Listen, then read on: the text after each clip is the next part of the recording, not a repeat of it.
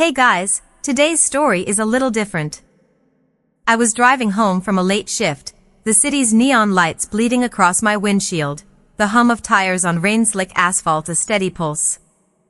My phone pinged with a voicemail from my parents, and their voices cold, practice struck like a sudden frost, "You're out of the family business, effective immediately." No explanation, no warning, just a brutal severance of a decade's worth of my life. The air in my car felt thin, betrayal sinking into my chest like a shard of ice. My name's Sarah Bennett, 34, a marketing strategist who's poured 10 years into growing our family's bakery chain, Bennett's Breads, from a single shop into a regional cornerstone. To be cast out, erased like a failed recipe after countless late nights and sacrifices, was a wound that cut deeper than words could capture. And if you think karma's slow, wait until you hear this. So, before you get pulled in, take a second to like this video and subscribe, but only if you actually believe that betrayal always comes back around.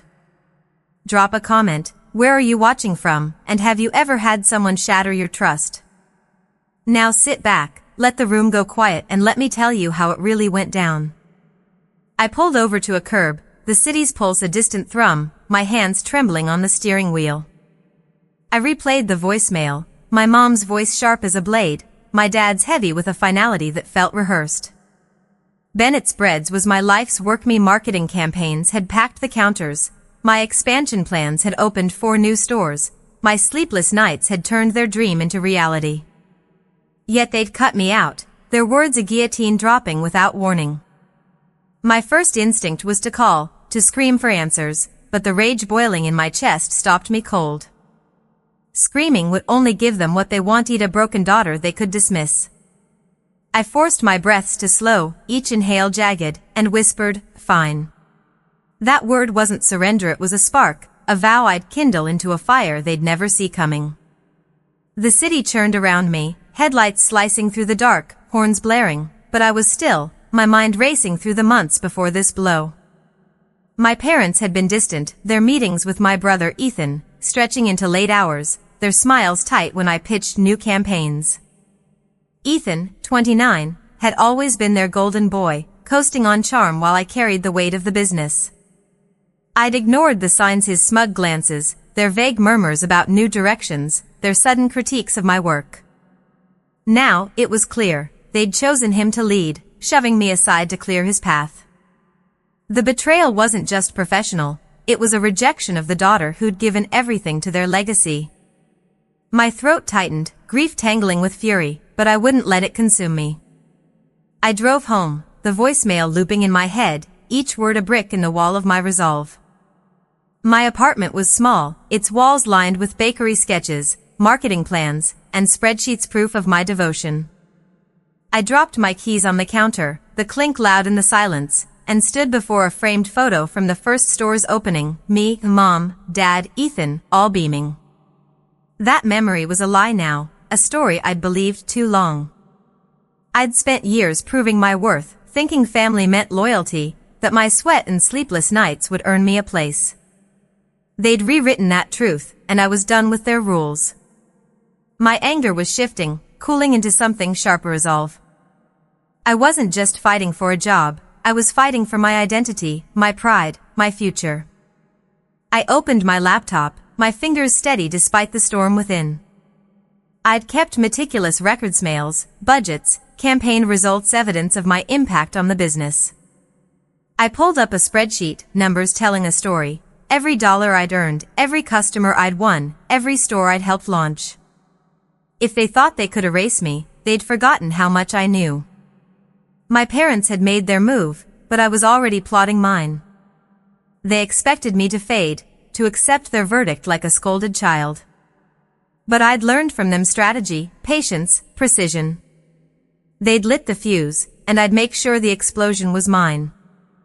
I closed the laptop, the screen's glow fading, and sat in the dark, my whispered fine a vow that echoed in the silence. Some betrayals don't just break you, they forge you into something unstoppable. The city's neon pulse had dulled to a faint glow by the time I closed my laptop, my apartment shrouded in darkness save for the street lamp's sliver cutting through the blinds. My parents' voicemail still lingered, their cold dismissal a wound that pulsed with every heartbeat. But my whispered fine had sparked something, not just fury, but a quiet resolve to turn their betrayal into my reckoning. Screaming or pleading wouldn't undo their decision to cut me from Bennett's breads. Only a calculated plan would show them I wasn't the daughter they could erase. I needed evidence, leverage, a strategy to expose their mistake. My hands were steady, my mind a honed edge, ready to carve a path through their deception. I wasn't fighting to reclaim their world, I was preparing to build one they'd never touch. I stood and paced the small living room, the floorboards creaking softly, their sound a metronome to my thoughts. My apartment was a testament to the bakery, sketches of new logos tacked to the walls, campaign drafts spilling from folders, financial projections pinned to a corkboard like battle maps. Each was proof of my impact, but I needed more than memories. I sat at my desk and reopened my laptop, its screen casting a pale glow across my face. I pulled up files I'd kept like a curator of truths, emails with suppliers, budgets I'd balanced, marketing reports showing sales surges tied to my campaigns. I'd been meticulous, not from distrust, but from a need to prove my worth. Now, those records were my weapons, a ledger of my contributions they couldn't erase. I copied everything to a secure drive, my fingers deliberate, each click a brick in the foundation of my counterstrike. But evidence wasn't enough. I needed to understand their motives, the why behind their betrayal.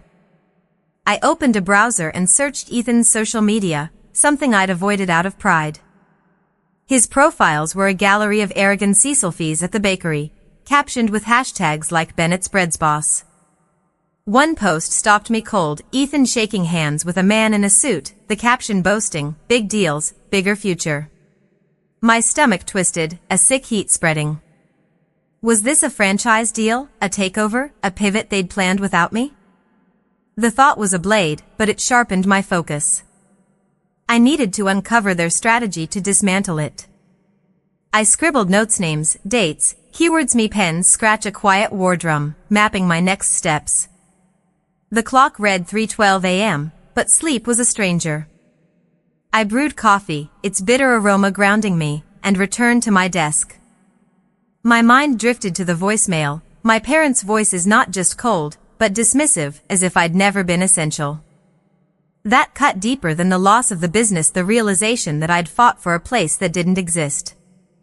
I'd spent years proving my loyalty, believing family meant unity. Now, I saw their truth. Family was a throne, and Ethan was their king. The conflict clawed at me, grief for the parents I'd trusted, anger at myself for missing the signs. But I wouldn't let it break me.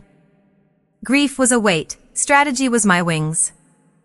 I found an email from a supplier, dated 6 weeks ago, mentioning a new management structure at Bennett's. Ethan was copied, I wasn't. My jaw tightened, the betrayal crystallizing. This wasn't a sudden decision, it was a coup, orchestrated while I worked myself raw. I saved the email, adding it to my growing dossier.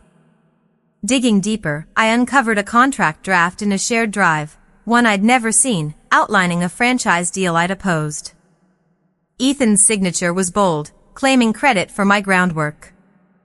My campaigns had made that deal viable, yet they'd cut me out to crown him. The sting was raw, but it fueled me. They thought I'd vanish quietly, but I was building a case they'd have to face. I stood, my coffee cold, and walked to the window. The city slept, its silence a mirror to my resolve. My plan was forming: gather proof, expose their motives, strike where their business was weakest. I didn't need their love anymore, I needed to prove I was more than their discard. My resolve was a quiet power, a flame that burned steady. I thought of their voicemail, their certainty they'd won. They'd misjudged me, and that was their fatal flaw. I returned to my desk, my fingers poised over the keys, ready to dig deeper. They'd tried to erase my story, but I was writing a new one. Some silences don't mean defeathery, the hush before a storm that reshapes everything. The morning light filtered through my blinds, casting slanted shadows across the desk where my laptop still glowed with last night's work. My parents' voicemail had carved a wound, but my silent strategy was taking shape, a framework of evidence emails, contracts, sales reports that proved my worth to Bennett's breads. Yet, a plan built on paper alone was brittle. I needed allies, people whose loyalty ran deeper than my family's betrayal. Ethan's smug face in those social media posts, shaking hands on a deal I'd been excluded from, fueled my resolve. I wasn't just fighting to prove a point, I was building a counterstrike to shake their empire. My coffee was cold, but my mind was sharp, ready to assemble a team that could turn my evidence into action. I stood, the floorboards cool under my feet, and began making calls. My first contact was Mia, my best friend since high school, now a financial consultant with a knack for spotting cracks in business deals. She'd seen me pour my soul into the bakery, and her anger at my parents' betrayal matched mine when I told her about the voicemail. "I'm in," she said over the phone, her voice fierce. "Let's tear this apart." Her certainty was a spark, bolstering my confidence. Next, I called Javier, a former colleague who'd left Bennett's to start his own catering business but still had contacts in our supply chain. He'd always respected my work, and when I explained Ethan's takeover, his voice hardened. "They're fools for cutting you out," he said. "I know people who'll talk." Their willingness to stand with me was a lifeline, but it also stirred a pang of guilt. I'd kept my struggle private, even from them, out of loyalty to family. That loyalty was gone now. I invited Mia and Javier to my apartment, turning my cramped living room into a war room. The air smelled of fresh coffee and ink from printed documents as we spread my evidence across the table: spreadsheets, emails, that damning contract with Ethan's signature. Mia's eyes narrowed as she scanned the franchise deal. "This is sloppy," she said, tapping a clause. "They're over-leveraged, banking on your marketing to pull it off." Her insight was a revelation, a crack in my parents' plan I could exploit. Javier nodded, pulling out his phone to text a supplier contact who'd hinted at Ethan's mismanagement. "Give me a day," he said. "I'll get you dirt." Their expertise was my foundation, but I felt a conflict brewing. Gratitude for their help clashed with the weight of leading this fight. This was my betrayal, my battle, and I couldn't lean on them forever. We strategized over coffee, the city waking outside my window. Mia suggested auditing the bakery's recent financials, suspecting Ethan's deal had stretched their cash flow thin. Javier offered to dig into supplier contracts, looking for leverage we could use to disrupt their operations. I outlined my role, cross-referencing my evidence with their findings, building a case to confront my parents. The plan was precise, but it wasn't just about business, it was about showing them I was more than their discard. I thought of Ethan's hashtag, Bennett's Bread's boss, and my jaw tightened. He'd claimed my legacy, but I'd reclaim my power. The room was quiet, our shared purpose a binding force, and I felt a quiet power, a certainty that we were stronger than their betrayal. By afternoon, Mia had already flagged discrepancies in the bakery's public filings, hinting at rushed decisions under Ethan's lead. Javier's supplier contact confirmed Ethan had renegotiated terms poorly, alienating key partners. I added their findings to my dossier, each piece a brick in the wall I was building. But as I worked, doubt crept in. Was I becoming like them, plotting in shadows, using strategy to wound? I'd always prided myself on building, not breaking. The conflict stung, but I pushed it down. They'd rewritten our family's rules, and I was playing by the ones they'd set. I stood, stretching, and caught my reflection in the window, tired but unyielding. This wasn't about destruction, it was about justice, about proving my worth on my terms. We wrapped up as dusk settled, the city's lights flickering on. Mia and Javier left, promising updates, and I stood alone, the weight of our plan settling into me. I thought of my parents' voicemail, their voices so sure they'd silenced me. They'd misjudged me, thinking I'd fade into their verdict. But with Mia and Javier beside me, I was building something stronger than their Empyrean alliance rooted in trust, not blood. My resolve was a flame, steady and fierce. They'd tried to erase me, but I was writing a story they couldn't ignore. Some battles aren't won with shouts, they're won with the strength of those who stand with you. The city's dusk had settled into a soft gray as I stood in my apartment, the weight of my allies' findings heavy in my hands. Mia's financial discrepancies and Javier's supplier intel had sharpened my evidence into a blade, ready to cut through my parents' betrayal. Their voicemail had tried to erase me from Bennett's breads, but today I'd confront them, not with rage, but with proof that flipped their power. I'd scheduled a meeting at the bakery's main office, their territory, knowing they'd expect a plea or a tantrum. Instead, I'd deliver a reckoning. My dossier mails, contracts, sales reports, and now Mia's and Javier's findings was tucked into a sleek folder, its weight a quiet promise. I dressed in a tailored blazer, my reflection in the mirror calm but unyielding, and headed out, my heart a steady drum beating toward justice. The bakery's office was above the original store, its air thick with the scent of fresh sourdough and yeast, a smell that once felt like home. Now, it was a battlefield. My parents sat at the conference table, their faces composed, Ethan lounging beside them, his smirk a challenge. I took the seat across, setting my folder down with a deliberate thud, the sound cutting through their murmured greetings. My mom started, her voice smooth, saying they'd made a business decision for stability, as if I were a liability. My dad nodded, his eyes avoiding mine, while Ethan leaned back, arms crossed, like he'd already won. I let them talk, their words a rehearsed script, my silence a weapon that made Ethan shift in his seat.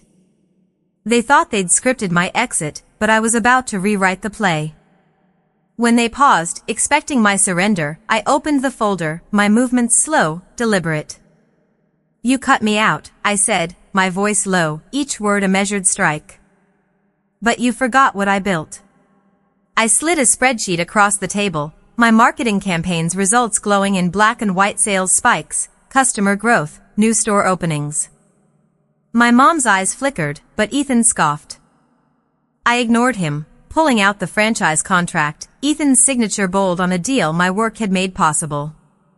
"You used my success to prop him up," I said, nodding at Ethan. "And now you're bleeding cash because of his mistakes." I laid out Mia's findings: over-leveraged loans, rushed filings, then Javier's intel, suppliers pulling back after Ethan's poor terms. Their faces tightened, Ethan's smirk gone, my dad's hands clenching.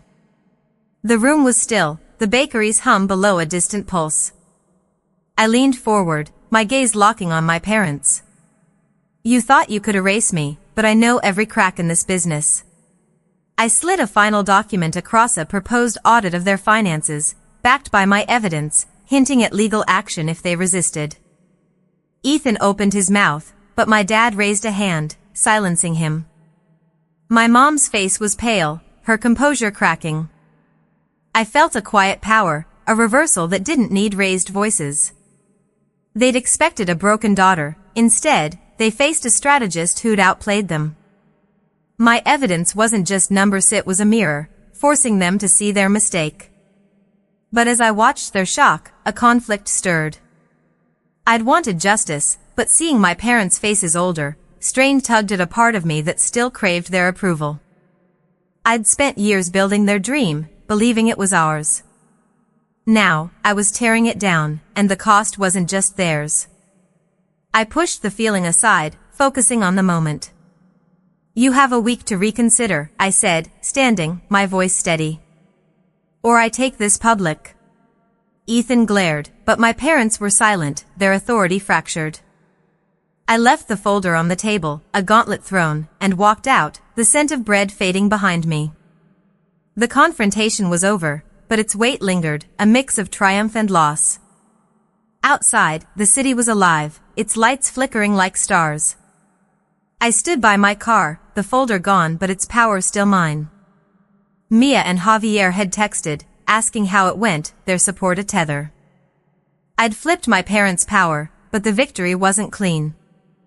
I thought of Ethan's smirk, now gone, and my parents' stunned silence. They'd tried to write me out, but I'd forced my way back into the story. My resolve was a flame, burning steady. The bakery wasn't my home anymore, but my strength was. I drove away, the city blurring past, ready for whatever came next. Some confrontations don't end with apologies, they end with the truth laid bare, unyielding. The bakery's sourdough scent still clung to my jacket as I drove away from the confrontation, the city's lights blurring into streaks of gold and red. My parents' stunned silence and Ethan's fractured smirk were fresh in my mind, proof that my evidence spreadsheets, contracts, Mia's financial findings, Javier's supplier intel had landed like a sledgehammer.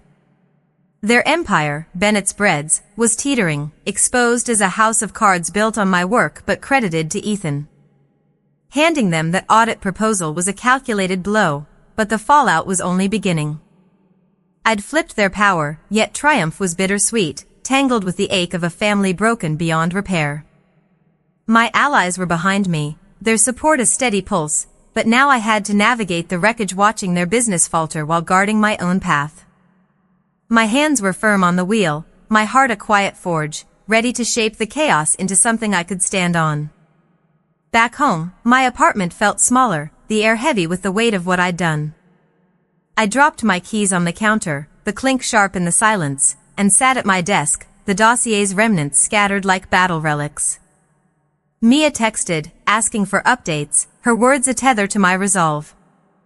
I called her, my voice steady as I recounted the meeting, their shock, Ethan's silence, the audit's threat hanging like a storm cloud. "They're scrambling," she said, her tone fierce. "I've got more on their loans, they're stretched thin." Javier followed up, his supplier contact confirming 2 major vendors were pulling back, frustrated with Ethan's mismanagement. Their intel was a floodlight, exposing cracks in the bakery's foundation I hadn't seen before. But as I hung up, a conflict-stirred satisfaction clashed with a hollow pang. I'd wanted justice, but watching my parents' legacy fray felt like unraveling part of myself. The next morning, I scanned local business news, my laptop's glow harsh in the dim room. A small article caught my eye, Bennett's Breads faces supplier woes amid expansion. My pulse quickened. Javier's intel was already rippling, the bakery's reputation wobbling under Ethan's shaky leadership. Social media was worse, customers complaining about stock shortages, a far cry from the packed counters my campaigns had ensured. Ethan's hashtag, Bennett's Breads boss, was now mocked, buried under angry comments. My parents hadn't called, their silence louder than any defense. They were reeling, their empire faltering as my evidence took hold. I should have felt victorious, but the sight of our family name tarnished twisted something in my chest. I'd fought for that name, and now I was its undoing. I met Mia at a coffee shop, its air thick with roasted beans and morning chatter. She slid a tablet across, showing updated financials, loans defaulting, cash flow drying up. "Ethan's franchise deal is choking them," she said, her eyes sharp. "Your audit threat could push them to settle." I nodded, but my mind was elsewhere, replaying my parents' faces, older, strained, in that meeting. I'd wanted them to see my worth, not to watch their dream collapse. Mia sensed my hesitation, her voice softening. "You didn't start this, Sarah." "They did." Her words were a quiet power, a reminder that my fight was just. I sipped my coffee, its bitterness grounding me, and resolved to keep pushing. The bakery wasn't my home anymore, but my strength was mine to wield. By afternoon, Javier sent a bombshell. A major supplier had canceled their contract, citing Ethan's unprofessional conduct. The news spread fast, local blogs picking it up, painting Bennett's as a sinking ship. I sat in my living room, the city's hum outside a distant pulse, and felt the tide turning. My parents had bet on Ethan, thinking I'd fade, but their choice was costing them everything: customers, suppliers, credibility. Yet, as their empire crumbled, I felt a shift, not just vindication, but a need to move beyond it. I didn't want to be defined by their fall, but by what I'd build next. I jotted ideas for a new venture, a bakery of my own, rooted in my vision, not theirs. The act of writing was a spark, a step toward freedom. The day ended with a call from Mia, confirming my parents' lawyers had reached out, hinting at a settlement to avoid the audit. I didn't celebrate. Their empire was faltering, but the cost was a family I'd never reclaim. My resolve was steady, a flame that didn't waver. I thought of Ethan's smirk, now gone, and my parents' silence, heavy with regret they'd never voice. They'd tried to erase me, but I'd forced them to see me. The bakery was their ruin, but it wasn't my home. I closed my laptop, the screen fading, and stood in the quiet. My fight wasn't over, but its purpose had shifted to build, not destroy. Some empires don't just fall, they clear the ground for something stronger to rise. The city's dawn painted my apartment in soft grays, the quiet broken only by the faint hum of my coffee maker. The fallout from my confrontation had settled. Bennett's breads was faltering, its suppliers pulling back, its reputation fraying under Ethan's mismanagement, all sparked by my evidence and allies' pressure. My parents' silence since the meeting, their lawyers hinting at a settlement, marked my victory, but it was a hollow one. The bakery I'd built was no longer mine, and the family I'd fought for was a shadow. Now, I turned inward, not to mourn, but to forge a new path, one free from their betrayal. My notebook lay open, sketches of a new bakery I owned scrawled across its pages. This wasn't just about vengeance anymore, it was about renewal, about claiming a life that was wholly mine. I sipped my coffee, its warmth grounding me, and began building my future. I started small, deliberate, letting the past fuel my present. I spent mornings researching locations for my bakery, envisioning a cozy space with exposed brick and warm wood, a place where my vision, not my parents', would shine. The act of planning was a balm, each note a stitch mending the tears their voicemail had left. I named it Rise, a quiet nod to my resilience. But as I worked, memories of Bennett's surfaced. Me first campaign launch, the scent of fresh bread, my parents' rare smiles. The loss stung, a conflict between the daughter I'd been and the woman I was becoming. I'd fought to prove my worth to them, but now I needed to prove it to myself. I pushed the ache aside, focusing on the Naomi bakery, my rules, my strength. By midday, I met Javier at his catering office, its air sharp with spices and hustle. He'd heard the latest, Bennett's had closed a store, citing operational challenges. My parents hadn't called, but their lawyers had offered a settlement cash and a non-compete clause, a bid to silence me. Javier's eyes gleamed as he handed me a list of suppliers eager to work with my new venture, contacts he'd rallied from his network. "They trust you, Sarah," he said, his voice steady. His faith was a quiet power, a reminder that I wasn't alone. I thanked him, my resolve hardening. I didn't need their money or their chains, I needed to build something they couldn't touch. Mia joined us later, her tablet glowing with market research for Rise. "You've got a niche," she said, pointing to data on artisanal bakeries thriving in the city. "Bennett's is fading, you can fill the gap."